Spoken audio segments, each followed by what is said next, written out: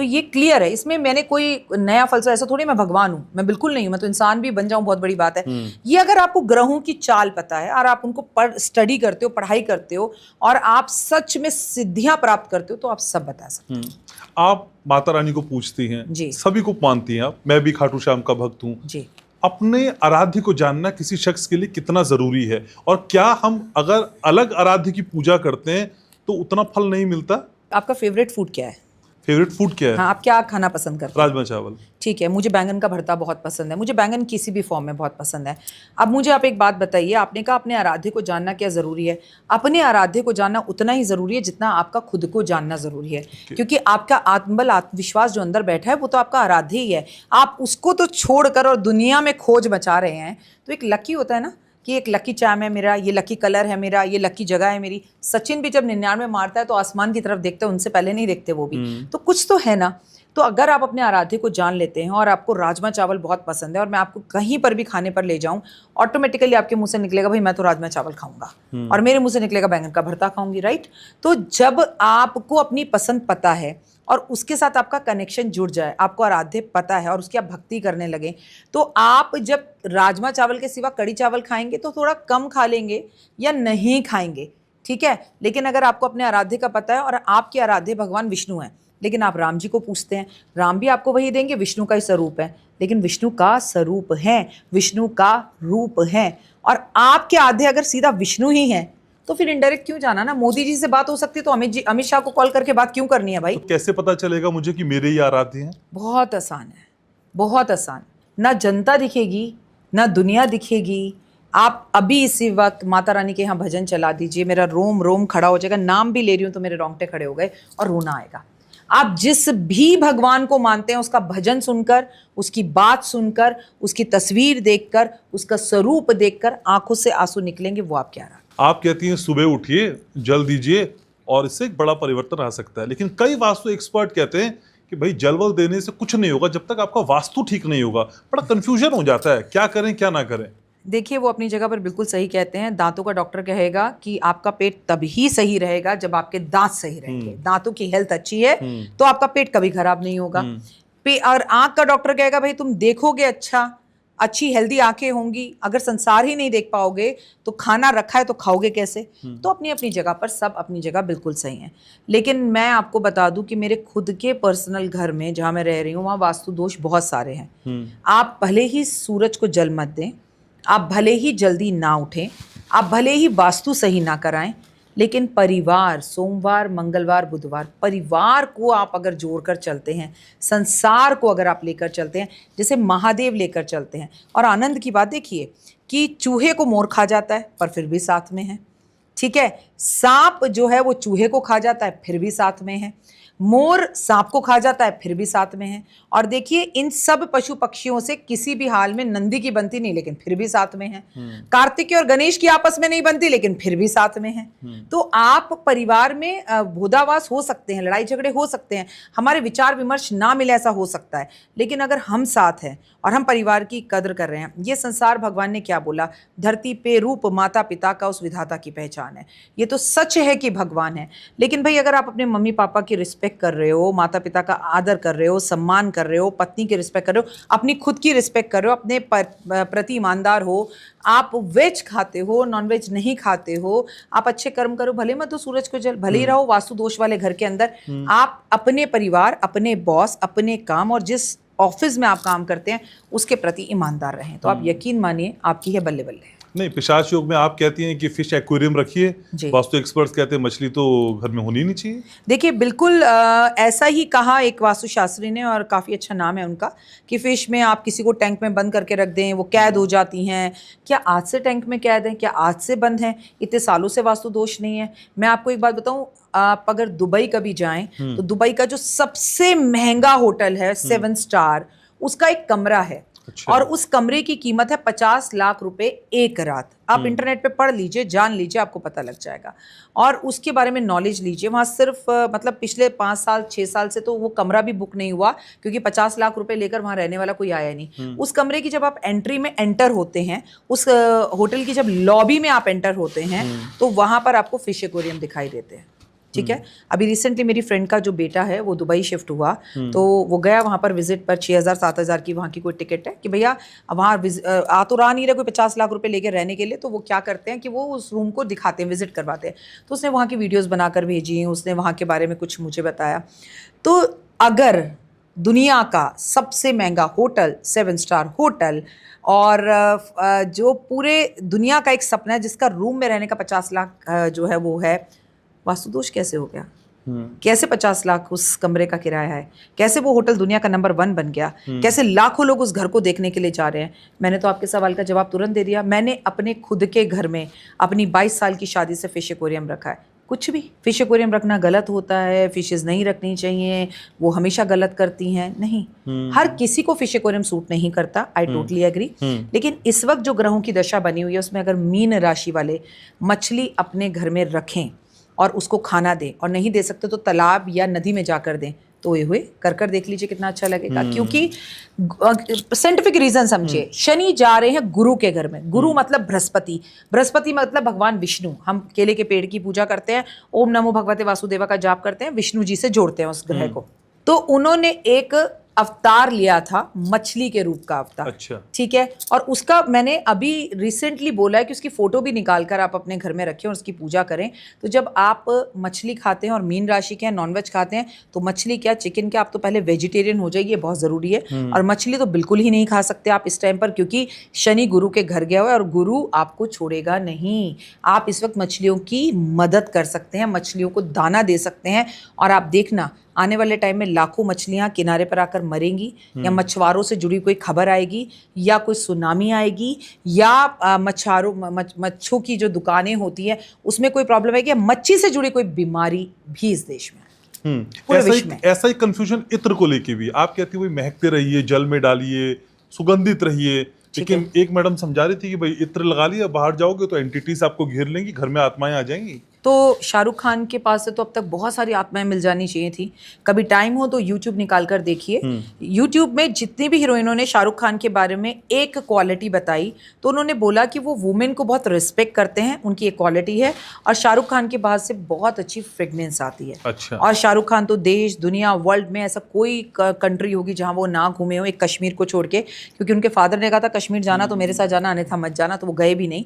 तो शाहरुख खान के साथ कितने भूत आ गए। देखिए, आप कोई भी बात करें एग्जाम्पल देके करें। मैं सारा दिन पानी में डाल के जो है इत्र नहाती हूँ, उसके बाद इत्र लगाती हूँ, हाथों में थोड़ी थोड़ी देर इत्र लगाती रहती हूँ, मेरी गाड़ी में इत्र होता है। मुझे दुनिया के अपने घर के हर कोने में परफ्यूम चाहिए। इनफैक्ट अभी मेरी असिस्टेंट का सामने बैग रखा है, उसमें भी आप खोल लीजिए तो 2 से 3 बॉटल आपको इत्र की मिलेंगी। ठीक है। तो क्या मतलब है कि इत्र से भूत प्रेत आ जाते हैं? कहाँ से कुछ भी लोग बोलते हैं क्या है। और हो सकता है मैं अनभिज्ञ अनजानी हूँ, मुझ में समझ ना हो, उनमें ज्यादा हो, तो भैया मैं किसी को गलत नहीं कहती, हाथ जोड़ के माफी। लेकिन राखी जी, कई बार हमने देखा है कि कई एस्ट्रोलॉजर, कई बाबा आपके मन की बात पर्ची पे लिख देते हैं और कहते हैं भाई कर्ण पिशाचिनी आती है, कान में बोल जाती है। कोई कहते हैं हनुमान जी आते हैं, वो बता देते हैं। इसका कोई लॉजिक है? ये कैसे पता चल जाता है उन लोगों को मन की बात? देखिए, कर्ण पिशाचिनी तो आती है। अच्छा। ये तो मैं मानती हूँ कि उसको सिद्ध किया जाता है, और जब आप उन्हें सिद्ध कर लेते हैं तो आपसे सामने वाला जो भी प्रश्न पूछता है वो आपके कान में बोल देती है और आप जवाब देते हैं, और ऐसा होता है, हमारे शास्त्रों में भी लिखा है। लेकिन ऐसे में तो हमारी पूरे भारतवर्ष में एक प्यारी सी बिटिया है जो माइंड रीडर है, और अलग अलग चैनल्स पर आपने उस बच्ची को माइंड पढ़ते हुए देखा है। उसके पास कोई कर्ण पिशाचिनी नहीं है।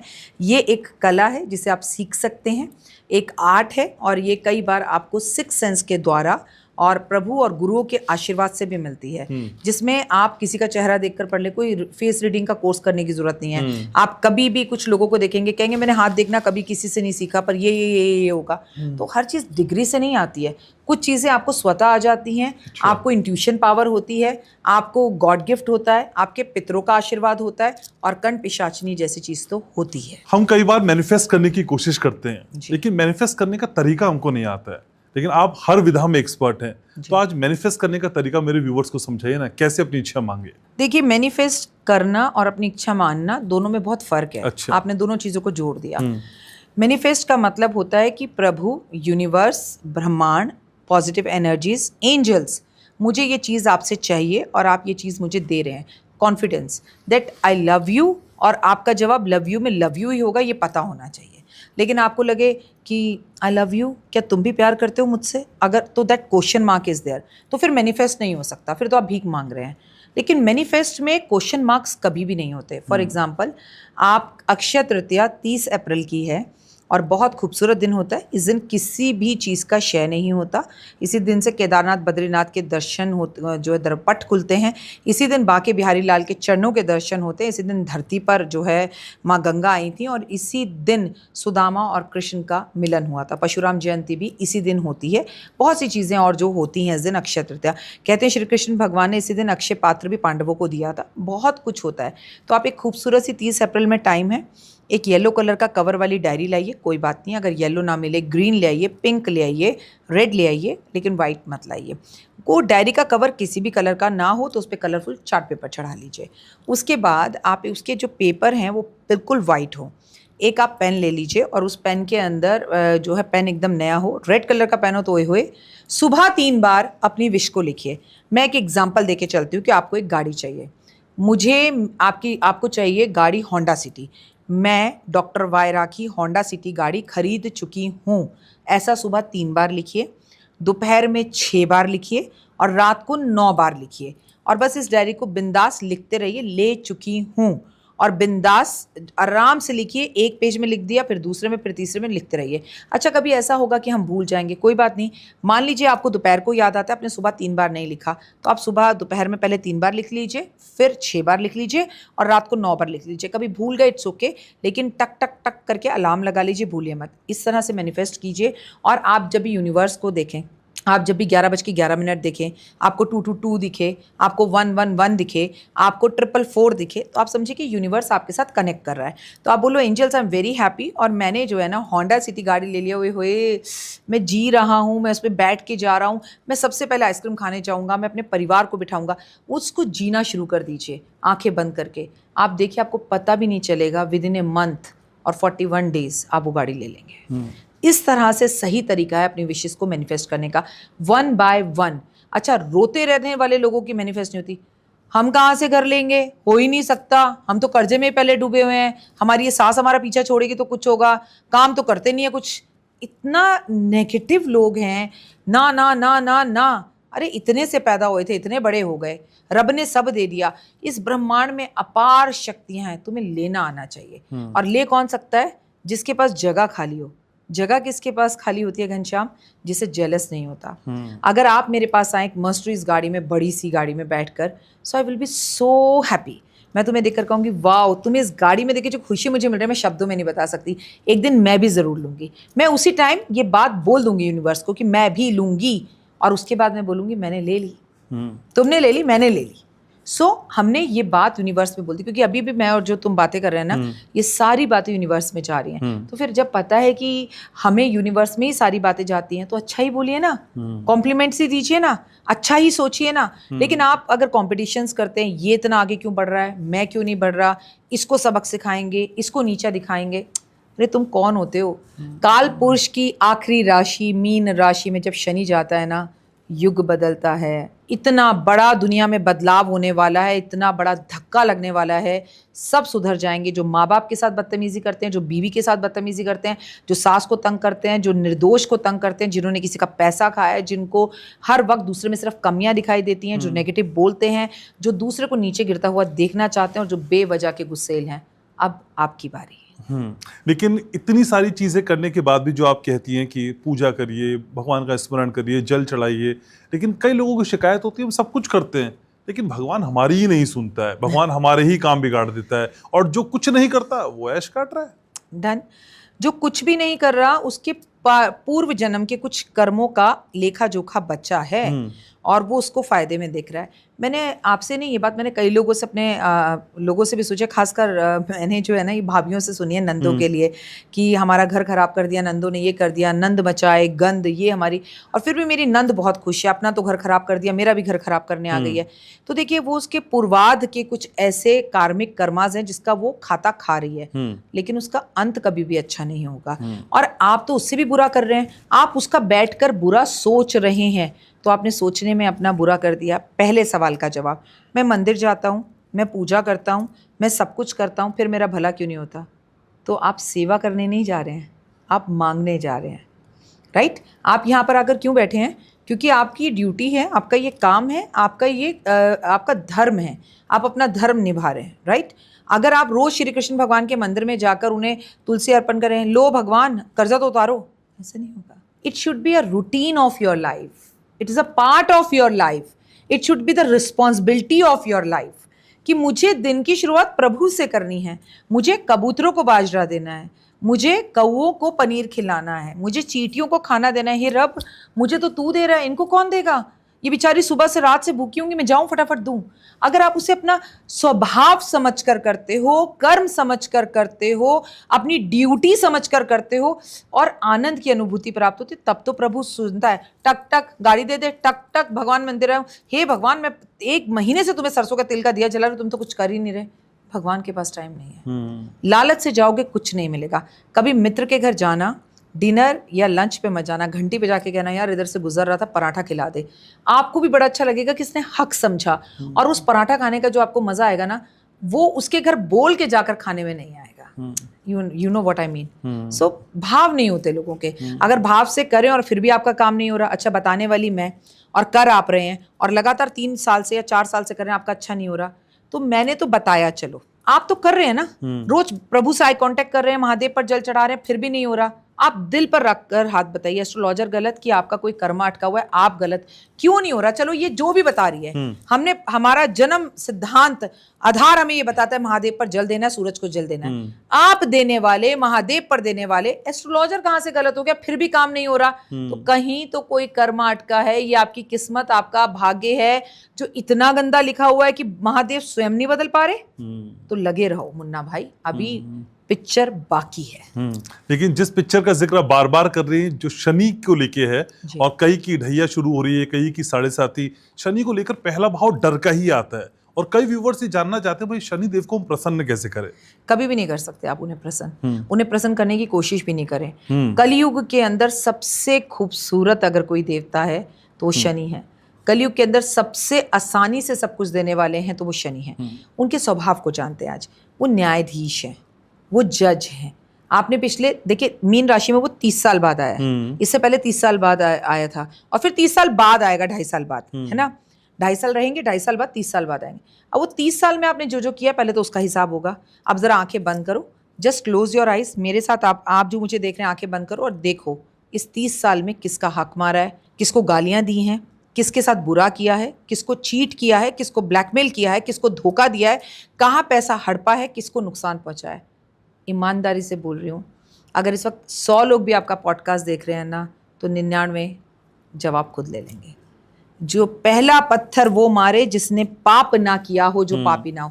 कई बार हमने अपने परिवार के लिए किया, कुड अंडरस्टैंड, कई बार मजबूरी में किया, कुड अंडरस्टैंड, लेकिन यार कम से कम आप चोरी करके ये तो मत कहो आप बड़े महान हो, ठीक है, नहीं नहीं नहीं ये तो गलत बोल रही है, ये तो गलत कह रही है। खुद क्या हो भाई?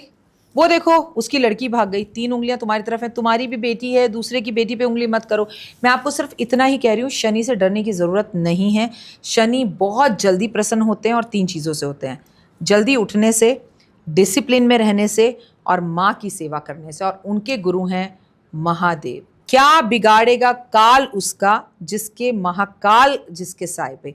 तो महाकाल के दर्शन कराओ, महामंदिर हो आओ, शिव मंदिर रोज जाओ, गुरु की उंगली पकड़ लो। मैं देखती हूँ कैसे आपको शनि कुछ कहता है, कुछ नहीं कहेगा। सबसे पहले गुरु माता पिता, दूसरे उनके गुरु यानी कि महादेव, और तीसरे बार बार शनि देव की रक्षा करी है हनुमान जी ने।